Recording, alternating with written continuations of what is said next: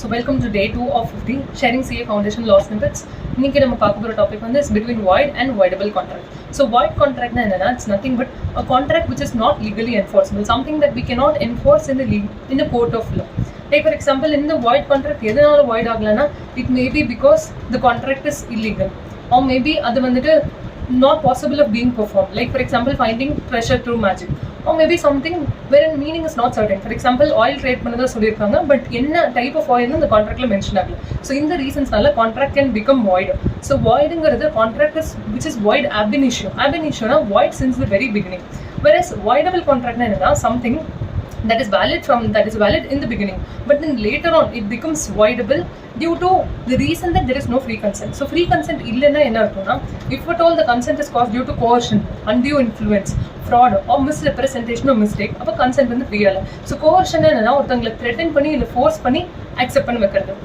And next vandu enna coercion, undue influence na ஒருத்தங்க அவங்களோட power R authority responsibility வச்சு ஒரு பொசிஷன் வச்சு இன்னொருத்தங்களை இன்ஃப்ளூயன்ஸ் பண்ணி அக்செப்ட் பண்ண வைக்கிறது.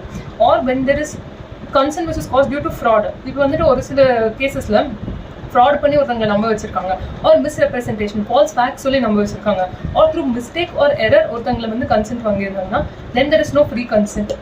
So in that case a contract becomes voidable. So when a contract becomes voidable na, if at all there is no free consent, then the contract becomes voidable at the option of affected party. So affected party na yarna, affected party is someone who is affected because of the contract. For example, coercion nala orthanga kitta irundhu consent vaangirundha, and case la yaar consent kuduthavangalo that person is affected party.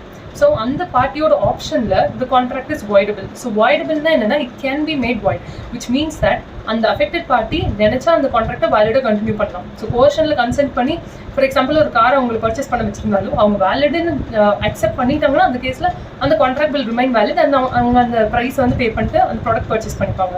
Or he can choose to make it a void contract. So voidableங்கிறது it's voidable at the option of affected party.